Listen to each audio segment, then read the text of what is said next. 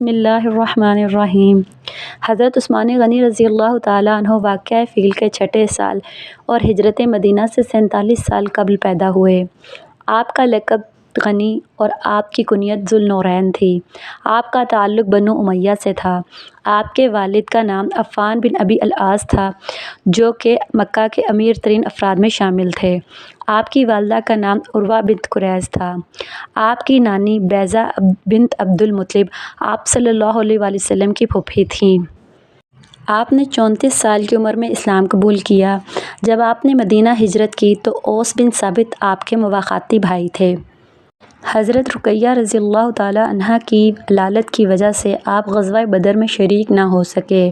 صلح حدیبیہ کے موقع پر آپ صلی اللہ علیہ وآلہ وسلم نے انہیں مسلمانوں کا قاصد بنا کر بھیجا۔ آپ نے بئر رومہ کا کنواں 20,000 درہم میں خرید کر مسلمانوں کے لیے وقف کر دیا۔ اس کے علاوہ آپ نے غزوہ تبوک کے موقع پر بھی مسلمانوں کی بہت مدد فرمائی۔ آپ کا دور حکومت تقریباً 12 سال پر مشتمل ہے جو کہ 24 ہجری سے 35 ہجری تک تھا۔